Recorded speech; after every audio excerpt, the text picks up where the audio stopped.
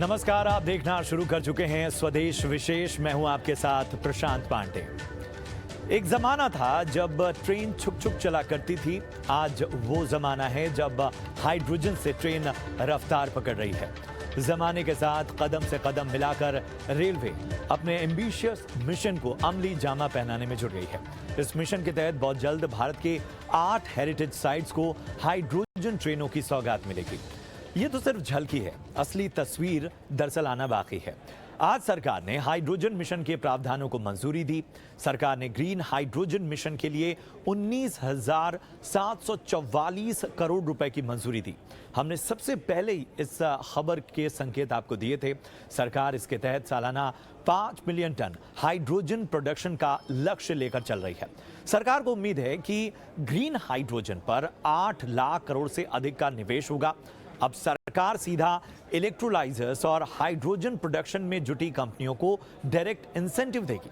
अनुमान है कि मिशन हाइड्रोजन से 6 लाख से ज्यादा नौकरियां शुरुआती तौर पर पैदा होंगी। यही नहीं, सबसे राहत की बात यह होगी कि 1 लाख करोड़ का ऑयल इंपोर्ट इससे घटेगा, यानी फॉरेक्स की भी बचत और पर्यावरण भी बेहतर।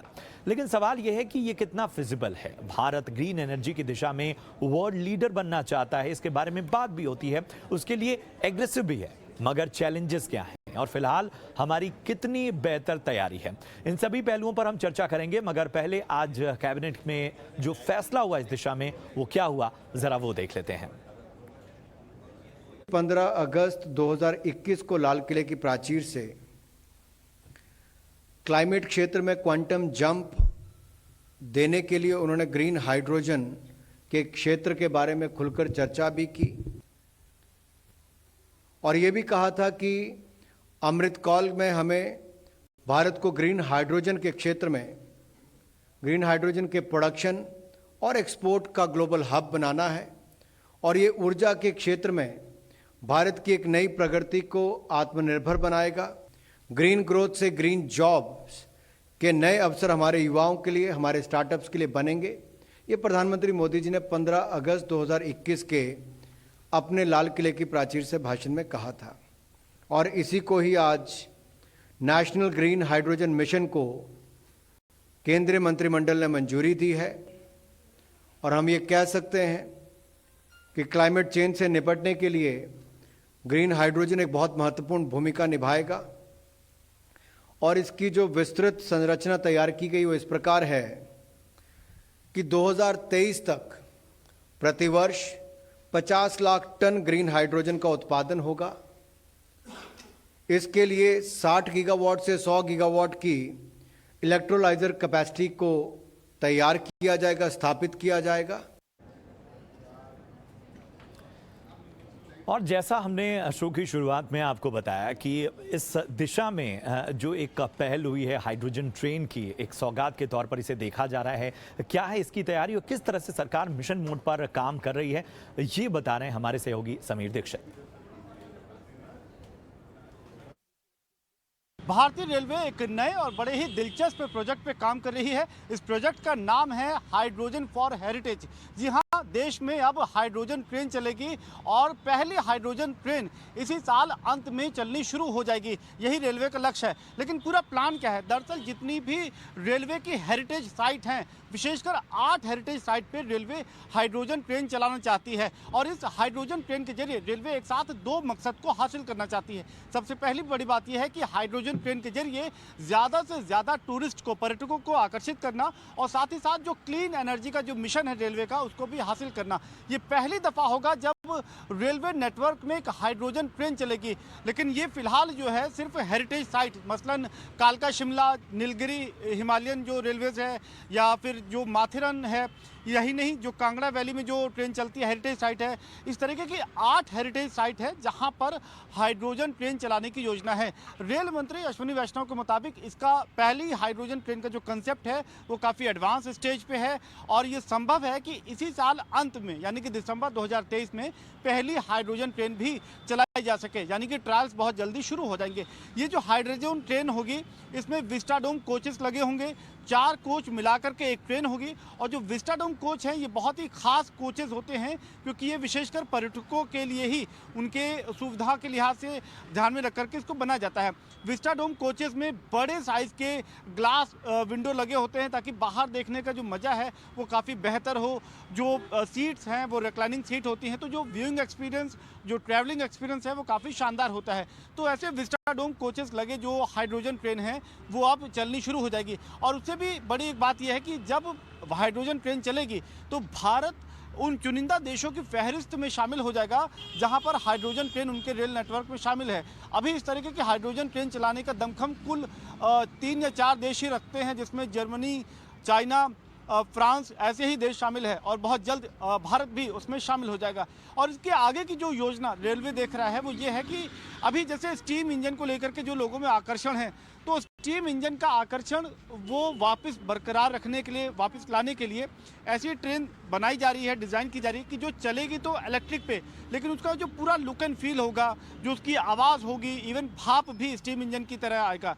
तो यानी कि लुक एंड फील तो स्टीम इंजन का होगा, लेकिन चलेगी वो इलेक्ट्रिसिटी पर। तो इस तरीके के बड़े ही दिलचस्प प्रोजेक्ट पर रेलवे काम कर रही है और इसे रेलवे कोशिश ये कर रही है कि पर्यटकों को ज़्यादा से ज़्यादा वो आकर्षित कर पाए, आमदनी में इजाफा हो और साथ ही साथ क्लीन एनर्जी का जो मिशन है उसको भी पूरा कर पाए। तो ये प्रोजेक्ट जिस पे काम चल रहा है बहुत जल्द ये हकीकत बन पाएगा। तो पूरे विस्तार से आपको जानकारी दे रहे थे समीर कि आखिर किस तरह की तैयारी है हाइड्रोजन ट्रेन की। लेकिन इस तैयारी से अलग जो आज हमारी पूरी चर्चा है वो जो एक ऑप्शनल एनर्जी के तौर पर ग्रीन हाइड्रोजन को देखा जा रहा है, जिस तरह से मिशन मोड पर काम हो रहा है, उसमें क्या चुनौतियां हैं और कितना फिजिबल है ये और किस तरह से इसमें और काम किया जाना बाकी है, इन सभी पहलुओं पर हम चर्चा करेंगे। पर्यावरण को लेकर भी क्या इसमें बेहतरी होगी, इन सब पर हम बात करेंगे। हमारे साथ मेहमानों का, एक्सपर्ट्स का एक खास पैनल इस वक्त जुड़ चुका है। सबसे पहले उनसे परिचय आपका करा दूं। हमारे साथ हैं अमित भंडारी साहब, सीनियर फेलो हैं energy and investment at gateway house से। इसके साथ ही विवेक चट्टोपाध्याय साहब हैं जो कि सीनियर प्रोग्राम मैनेजर हैं air pollution control centre for science and environment से, और प्रोफेसर पीके जोशी साहब हैं school of environmental science JNU में। आप सभी का बहुत बहुत स्वागत। सबसे पहले अमित जी मैं आपके पास आना चाहूँगा। एक एग्रेसिव मोड में सरकार नज़र आ रही है ग्रीन हाइड्रोजन को लेकर। कल हमने देखा कि किस तरह से एक ग्रीन हाइड्रोजन ट्रेन की सौगात हेरिटेज साइट्स पर ही सही एक तरह से तैयारी वहाँ पर की गई, और आज हम देख रहे हैं कि सरकार ग्रीन हाइड्रोजन मिशन के प्रावधानों को मंजूरी दिया। किस तरह से आप देखते हैं इसे, और अगर हम बात करें इस पूरे प्लान की तो कितना फिजिबल आपको नज़र आता है, क्योंकि सबसे बड़ा फैक्टर इसमें कॉस्ट का है।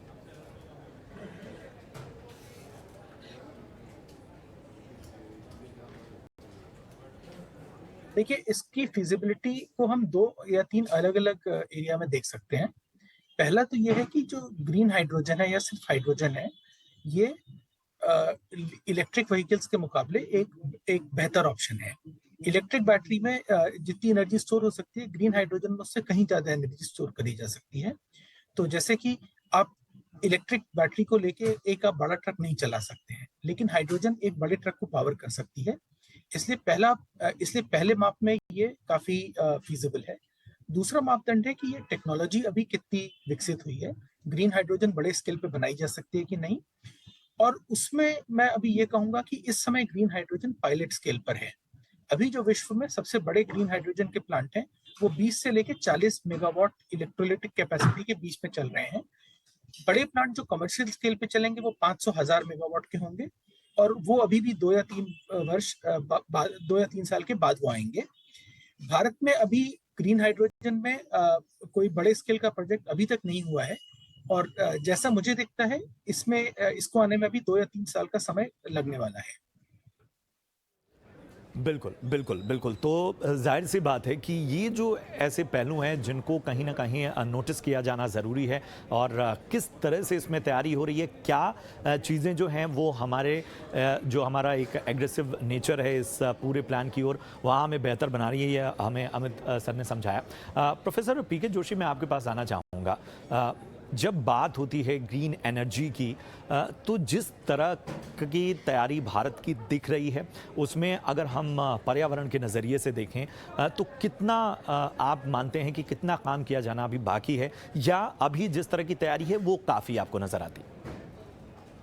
नमस्कार।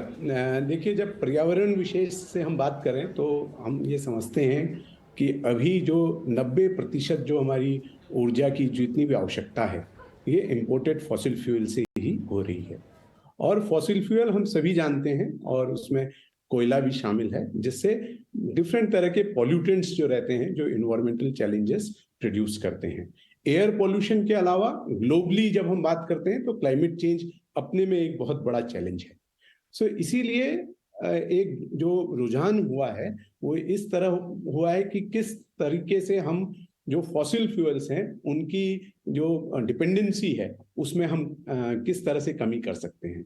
और इसमें जो रिन्यूएबल एनर्जी और स्पेसिफिकली ग्रीन हाइड्रोजन जो है, ये बहुत ही प्रॉमिसिंग वे में हम लोग देख पाते हैं इसको। और शायद यही कारण है कि अगस्त 2021 में और फिर फरवरी 2022 में प्रधानमंत्री जी ने इस पे स्पेशल एम्फेसिस दिया और ये कहा कि हम लोग का एक national green hydrogen mission mode में हम लोग काम करेंगे, जिसमें हमारा जो कमिटमेंट है UNFCCC में या IPCC में, उसको भी हम फुलफिल करेंगे। और जो ग्लोबल रिक्वायरमेंट है कि हम फॉसिल फ्यूल से शिफ्ट करें इस तरह के क्लीन एनर्जी की तरफ, उसमें भी हम लोग एक पहल ले सकते हैं।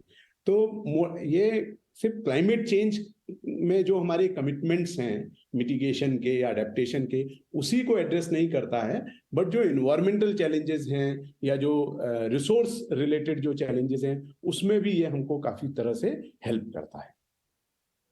बिल्कुल, बिल्कुल। तो वाक़ई जो ये सारे कदम उठाए जा रहे हैं और जो एक स्पष्ट सोच नज़र आ रही है, वो ये बता रही है कि हम सही दिशा में आगे बढ़ रहे हैं। विवेक सर, मैं आपके पास आना चाहूँगा। जिस तरह की तैयारी अभी दिख रही है और जो चीज़ें हाल फिलहाल मिशन मोड में अनाउंस हुई हैं और आज भी जिस तरह का खाका पेश किया गया, पहले तो आपकी उस पे टिप्पणी क्या होगी? और आज की बात नहीं है, लंबे वक्त से हम ग्रीन हाइड्रोजन और उसकी ज़रूरतों की बात कर रहे हैं, लेकिन बहुत बड़ा फैक्टर आ जाता है कॉस्ट का। तो किस तरह से इसका विश्लेषण करेंगे? देखिए, इसमें प्रमुख बात हमें ये ध्यान रखना होगा कि हमारे जो कमिटमेंट्स है क्लाइमेट चेंज कंट्रोल करने के इम्पैक्ट्स के लिए हमारी कंट्री जो योगदान देने वाली है, उसमें ग्रीन हाइड्रोजन एक प्रमुख रोल अदा कर सकता है, क्योंकि इसमें विशेष रूप से अगर इंडस्ट्रियल सेक्टर में भी देखा जाए तो स्टील इंडस्ट्री को काफी फायदा होगा कार्बन डाइऑक्साइड रिड्यूस करने के लिए। और भी इंडस्ट्रीज हैं जिसमें ये बेनिफिट होगा, परंतु विशेष रूप से हमें ये देखना है कि कोयले से जो विद्युत उत्पादन हो रहा है उसका कॉस्ट काफी कम पड़ता है। रिन्यूएबल का अभी भी मेरे ख्याल से तकरीबन 28% शेयर है। तो हमें ये देखना होगा कि पावर जनरेशन जो है वो हम कितना शिफ्ट करते हैं रिन्यूएबल के की ओर, जैसे सोलर, विंड और दूसरे एनर्जी सोर्सेस हैं।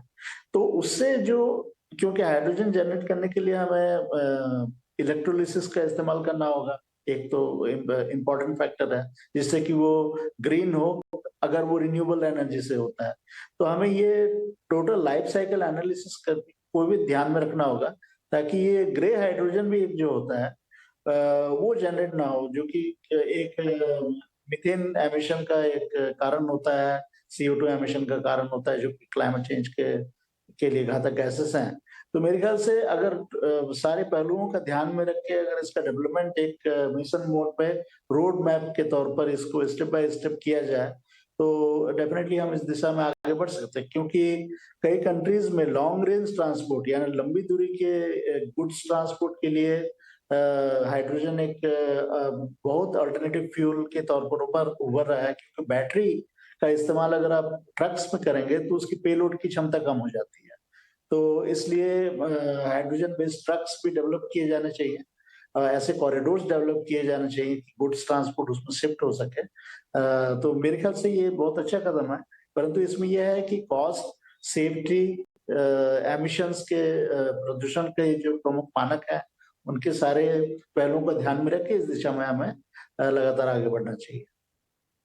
बिल्कुल, बिल्कुल। और जो आपने बात कही कि एक तरह का रोड मैप जो है वो अलग हर पहलू पे देखना होगा। केवल हम पर्यावरण के लिहाज से नहीं दे सकते, हमें कंज्यूमर बेस भी देखना होगा और हमें ये भी देखना होगा कि किस तरह से ये अफोर्डेबल होने वाला है, क्योंकि सबसे बड़ा सवाल इसकी अफोर्डेबिलिटी का भी है। अमित सर, मैं आपके पास आना चाहूँगा। जिस तरह की तैयारी हम देख रहे हैं और उसको अगर हम अलग अलग इसके एक्सपेक्ट्स को अगर हम समझना चाहें तो ये तैयारियां अभी हम किस स्टेज पे आप इसका आकलन कर पा रहे हैं? ये तैयारियां किस स्टेज पे हैं, या जो हमारे जो लक्ष्य हैं उनको अचीव करना कितना आपको प्रैक्टिकल नजर आ रहा है? भारत विश्व के सबसे बड़े एनर्जी कंज्यूमर्स में से है। यूएस और चाइना और यूएस के बाद नंबर 3 पे एनर्जी कंजम्पशन में भारत आता है। लेकिन बाकी बड़े एनर्जी कंज्यूमर से भारत का में फर्क ये है कि हमारा एनर्जी कंजम्पशन अभी और भी बढ़ने वाला है। तो यहाँ पर इंडिया में अभी एनर्जी इंफ्रास्ट्रक्चर बनना बाकी है। बहुत इंफ्रास्ट्रक्चर अभी बनने वाला है। अब ये इंफ्रास्ट्रक्चर पुराने टाइप का होगा, ऑयल एंड गैस वाला, कोल वाला, या कुछ हद तक ये नया इंफ्रास्ट्रक्चर भी हो सकता है। तो क्योंकि हमारा इंफ्रास्ट्रक्चर बिल्ड आउट अभी शुरू होने वाला है, इस कारण से भारत को इस फील्ड में काफी बड़ा एडवांटेज है, काफी बड़ा एडवांटेज है। और इस मेजर से देखा जाए तो इंडिया का एडवांटेज वेस्टर्न यूरोप से, यूएस से या चाइना से ज्यादा है, क्योंकि हमें पुराना इंफ्रास्ट्रक्चर स्क्रैप करके नया इंफ्रास्ट्रक्चर नहीं बनाना होगा। जहां नए इंफ्रास्ट्रक्चर की जरूरत होगी सीधे यही बनेगा। तो इसलिए बाकी बड़े एनर्जी कंज्यूमर्स की तुलना में इंडिया के पास कुछ एडवांटेजेस हैं। दूसरी बात यह है कि जब आप किसी नए, जैसे इंडिया में अगर आप देखेंगे फिजिकल टेलीकॉम की लैंडलाइन बहुत कम चली, यहाँ पर सीधे सेलफोन अडॉप्शन हुआ। तो वैसा ही technology adoption, advance technology adoption green hydrogen के केस में भी हो सकता है, अगर सही से पॉलिसी सपोर्ट मिले, अगर सही से फाइनेंशियल सपोर्ट मिले तो। बिल्कुल, बिल्कुल, बिल्कुल। और ये वाकई जो है बात समझने की है कि आखिर किस तरह से जो एडॉप्शन होता है किसी भी टेक्नोलॉजी का, किसी भी नई चीज़ का, उसका भारत में एडॉप्शन बहुत बेहतर होता है। लेकिन हालांकि मैं एक और पहलू पर इस पे आऊँगा कि आखिर किस तरह से हम इस एडॉप्शन में भी जब बात करते हैं कंज्यूमर की, तो वो एडॉप्शन के साथ ये जो कॉस्ट फैक्टर बार बार मैं कह रहा हूँ, ये किस तरह से काम करेगा और वहाँ किस तरह के चैलेंजेस हैं, इस पर भी मैं बात करूँगा। और प्रोफेसर जोशी, मैं आपके पास आना चाहूँगा। जिस तरह की हम बात कर रहे थे और जब बहुत स्पेसिफिक होकर हम एक तरह से कह सकते हैं कि एक झलकी हम दिखाते हैं जब कि हम तैयारी कर रहे हैं कि हेरिटेज साइट्स पे ही सही लेकिन हाइड्रोजन ट्रेनें हों। हमने देखा कि फ्रांस और जर्मनी जैसे देश जो हैं वहाँ पे भी बहुत ही टेक्नोलॉजी जो है ये नई है, इसको आए हुए बहुत ज़्यादा वक्त नहीं हुआ है। तो ऐसे में ये जो हम एक स्टेप अहेड होकर किसी टेक्नोलॉजी को अडॉप्ट कर रहे हैं, इसके लिए हम कितना तैयार हैं और ये कितना बड़ा फ़र्क पैदा करेगा? देखिए, कभी भी किसी भी नई तकनीक को इस्तेमाल में लाया जाता है तो उसका जो ट्रांजिशन फेज जो होता है वो बहुत चैलेंजिंग होता है। उसमें दो चैलेंजेस मुख्यतः होते हैं। एक होता है कि आपका एडमिनिस्ट्रेटिव और पॉलिटिकल स्ट्रेंथ क्या है। वो हम लोग देखते हैं कि जिस तरह से आज घोषणा हुई है या पिछले 2-2.5 साल से ग्रीन हाइड्रोजन पे बात हो रही है, तो पॉलिटिकल विल बहुत स्ट्रांग है कि हमें ग्रीन हाइड्रोजन में शिफ्ट करना है। और जैसा कि अभी को पैनलिस्ट ने बोला कि जो अभी भी जो हम लोग in the phase of development हैं, चाहे वो इंफ्रास्ट्रक्चर हो चाहे टेक्नोलॉजी हो, तो ये फेज ऑफ डेवलपमेंट में ग्रीन हाइड्रोजन को इंसर्ट करना रिलेटिवली बहुत आसान है देन जहां पे ऑलरेडी चीजें वेल एस्टेब्लिश्ड हैं। दूसरा जो हम लोग चर्चा में हम लोग अक्सर बात करते हैं वो कॉस्ट की करते हैं और कॉस्ट के साथ किस तरह की पहल हुई है। तो अगर आप ग्लोबली इसको अंडरस्टैंड करने की कोशिश करें तो ग्रीन हाइड्रोजन की कॉस्ट कहीं ना कहीं $3 से $7 प्रति किलो आती है, जो लगभग 400-500 रुपया प्रति किलो का आप अनुमानन वैल्यू है। और इनिशिएटिव्स ऐसे हैं कि इसको लेस देन $1 किया जाए। एक पॉलिटिकल एस्पिरेशन का ही एक गोल है जिसको बोला जाता है हाइड्रोजन 212, जो ये बोलता है कि हम ग्रीन हाइड्रोजन जनरेशन करेंगे with a cost of less than 2 पर केजी, और जो रिफ्यूलिंग जो है वो लेस देन $1 पर केजी, और even replacement with in 2 years एक जगह से दूसरी जगह किस तरह से उसको इफेक्टिवली ट्रांसफर किया जा सकता है, उस पे वर्कआउट किया जाएगा। और ग्रीन हाइड्रोजन में सबसे बड़ा चैलेंज यही है कि वो कहाँ प्रोड्यूस हो रही है और कहाँ वो यूज हो रही है, उसमें आप किस तरह से अच्छा तालमेल बैठा सकते हैं। और बड़ी अच्छी बात यह है कि जो पब्लिक प्राइवेट पार्टनरशिप जिस पे हम लोग अक्सर बात करते हैं, तो रिलायंस इंडिया ने एक 1-1-1 विजन करके दिया, 1-1-1 विजन, जो ये बोलता है कि वो लोग रिसर्च और इतना इन्वेस्टमेंट कर रहे हैं कि जो कॉस्ट है इसकी लेस देन $1 1 kg इन 1 डिकेड आ जाएगी। मतलब आने वाले 5 से 10 सालों में इसकी कॉस्ट बहुत ही कम होने वाली है। और जो इसका कैपेसिटी जो है, समय कम है, वो कहीं ना समय कम है। 100 गीगावाट मुझे बाकी पैनलिस्ट के पास भी जाना होगा। इसी सवाल के साथ कितनी बड़ी भूमिका है प्राइवेट प्लेयर्स की, अगर इसे हम समझना चाहें, और जब हम बात करते हैं कार्बन एमिशन की, तो उस दिशा में ये कितना बड़ा कदम है, इन सारी चीज़ों को समझें अगर विवेक सर, तो किस तरह से आप देखते हैं, किस तरह से आप कहेंगे इसका आकलन करेंगे?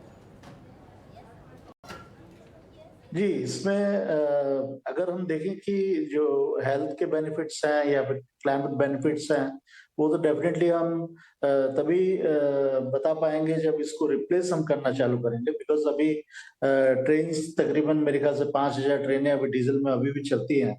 तो डीजल लोकोमोटिव्स को हम जितना इलेक्ट्रिक में कन्वर्ट करेंगे वो एयर पॉल्यूशन के लिए काफी बेनिफिट देगा। पर साथ ही साथ हमें ये भी देखना होगा कि कार्बन के ऊपर हम कितना टैक्स लगा रहे हैं, बिकॉज तभी ऑल्टरनेटिव्स हमें अफोर्डेबल दिखेंगे। बिकॉज अगर हम कोल को प्रमोट करते जाएं, कोल बेस्ड पावर प्लांट लगातार, तो मेरे ख्याल से उससे बेनिफिट नहीं होगा। तो अगर ऑल्टरनेटिव्स को प्रमोट करना है तो हमें जो डर्टी फ्यूल्स या जो हम कहते हैं कि पॉल्यूशन ज्यादा जो करते हैं, प्रदूषण, फॉसिल फ्यूल्स, उनमें ज्यादा हमें टैक्स लगाना होगा। तो मेरे ख्याल से एक मार्केट मैकेनिज्म हमें लाना होगा ताकि हाइड्रोजन फ्यूल सेल व्हीकल्स या ट्रेन्स या ट्रक्स हाइड्रोजन के वो फिजिबल हो पाए। साथ ही साथ सेफ्टी के स्टैंडर्ड्स हमें काफी अच्छे रखने होंगे, क्योंकि सीएनजी के इम्प्लीमेंटेशन के दौरान हमने दिल्ली में देखा कि रेगुलेशंस अगर हमारे इम्प्लीमेंटेड नहीं होंगे ठीक से, तो सेफ्टी के काफी इश्यूज हो सकते हैं हाइड्रोजन को लेकर। तो उस दिशा में हमें सोचना होगा। बिल्कुल बिल्कुल बिल्कुल। तो ये रिकमेंडेशंस जो हमारे पैनलिस्ट की ओर से लगातार आ रही है, और अमित सर, इसी सवाल के साथ मैं आपके पास आना चाहूँगा कि ग्रीन हाइड्रोजन की दिशा में अगर एक रेगमेंटेशंस की बात करें, तो वो आपकी क्या होंगी? किस दिशा में काम किया जाना अभी बाकी है, जहां आपको लग रही है कि तैयारी अभी थोड़ी अधूरी है? देखिए, ग्रीन हाइड्रोजन अभी अगर भारत के हिसाब से देखा जाए तो अभी भी ये कुछ साल फ्यूचर में है, क्योंकि अभी तक हमने बड़े स्केल के पायलट प्रोजेक्ट नहीं बनाए हैं।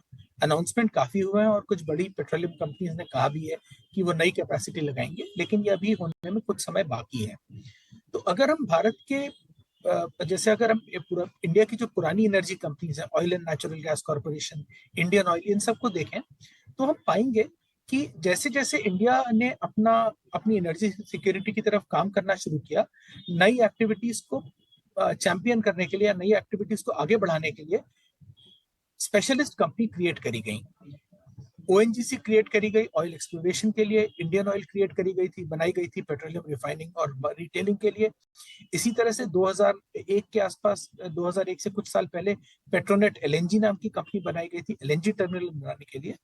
तो एक मेजर ये किया जा सकता है कि कुछ स्पेशलिस्ट कंपनी क्रिएट की जा सकती हैं, बनाई जा सकती हैं, जिनका मैंडेट हो ग्रीन हाइड्रोजन में ही इन्वेस्टमेंट करने का, क्योंकि अभी ये फील्ड नई है, अभी इसकी कमर्शियल वायबिलिटी कम है या अनप्रूवन है। स्पेशलिस्ट फर्म अगर ये काम करेगी, उसका मैंडेट यही होगा, तो उसकी वजह से एक डेडिकेटेड इंफ्रास्ट्रक्चर क्रिएट हो सकता है। सो एक रिकमेंडेशन ये होगी। दूसरा एक सजेशन हम लोगों का ये रहेगा कि इंडिया में काफी इनोवेशन प्राइवेट सेक्टर में होता है, स्टार्टअप सेक्टर में होता है, और किसी तरह से इस सेक्टर के इनोवेशन को ग्रीन हाइड्रोजन में लाना भी जरूरी है। और उसके लिए ये किया जा सकता है कि जैसे हमने देखा है कि इंडिया में पिछले 3-4 सालों में काफी स्टार्टअप्स ने टेक सेक्टर में काफी काम किया है, और ये एनेबल हुआ वेंचर कैपिटल और एंजल फंडिंग की वजह से। तो अगर ग्रीन हाइड्रोजन से रिलेटेड कुछ डेडिकेटेड स्टार्टअप फंड बनाए जा सकते हैं जो कि सिर्फ स्टार्टअप्स में ही इन्वेस्ट करेंगे, सिर्फ हाइड्रोजन रिलेटेड स्टार्टअप में इन्वेस्ट करेंगे, उसकी उससे ये संभव हो जाता है कि हाइड्रोजन में ही कुछ नए इनोवेटिव बिजनेस मॉडल बन जाएं। एक तीसरी रिकमेंडेशन मैं और देना चाहूंगा, वो ये है कि मैंने आपसे शुरू में कहा था कि हाइड्रोजन को बड़े ट्रक्स और बड़े व्हीकल्स को पावर करने के लिए इस्तेमाल किया जा सकता है, लेकिन इसका अभी वाइड रेंजिंग इंफ्रास्ट्रक्चर नहीं है। लेकिन काफी ऐसा इंफ्रास्ट्रक्चर होता है जैसे पोर्ट्स हैं या वेयर हाउसेस हैं या एयरपोर्ट्स हैं, जिनमें जो काफी व्हीकल्स यूज करते हैं, हेवी ड्यूटी व्हीकल्स को यूज करते हैं, लेकिन एक बड़े लिमिटेड एरिया में उसको यूज करते हैं। तो ऐसे गेटेड इंफ्रास्ट्रक्चर में अगर हाइड्रोजन पावर्ड व्हीकल चलाए जा सकें तो उससे हम लोगों को हाइड्रोजन व्हीकल ऑपरेट करने का और उनको सपोर्ट करने के लिए क्या इंफ्रास्ट्रक्चर और क्या चैलेंजेस हैं, इसका काफी अच्छा आइडिया लग जाएगा। बड़े अडॉप्शन से पहले इस तरह के पायलट प्रोजेक्ट्स काफी यूजफुल हो सकते हैं। बिल्कुल, तो जाहिर सी बात है कि जो तैयारियां हैं वो बेहतर दिशा में तो आगे बढ़ रही हैं, लेकिन किस किस पहलू पर काम किया जाना बाकी है, सभी पैनलिस्ट कमोबेश उस पर एक राय नजर आए। प्राइवेट प्लेयर्स की भूमिका बहुत अहम है और जो भी हमारे लक्ष्य हैं वो हासिल तो हो सकते हैं, लेकिन सबसे बड़ा सवाल कॉस्ट का है, फिजिबिलिटी का है, और इसको कहीं ना कहीं टैकल करना बहुत ज़रूरी है। और इसमें बार बार ये सवाल उठता है कि जो अभी हम जिस लक्ष्य के साथ बढ़ रहे हैं, जिन चीज़ों के साथ बढ़ रहे हैं, उनमें कितनी तेज़ी लाई जा सकती है, उनमें और कितना एग्रेशन लाया जा सकता है। सभी मेहमानों का बहुत बहुत शुक्रिया, विवेक सर, इसके साथ जोशी सर और अमित सर, आप सभी का बहुत बहुत शुक्रिया। बहुत ही शानदार चर्चा रही, बहुत ही शानदार विश्लेषण रहा, और कोशिश यही थी कि हम आसान भाषा में समझाएं कि आखिर जो ग्रीन हाइड्रोजन की दिशा में हम आगे बढ़ रहे हैं उसमें किस तरह का काम हो चुका है, कितना काम होना बाकी है, क्या चुनौतियाँ हैं और इसके क्या समाधान है। फिलहाल पूरी टीम को दीजिए इजाजत, आप देखते रहिए ET Now स्वदेश। नमस्कार।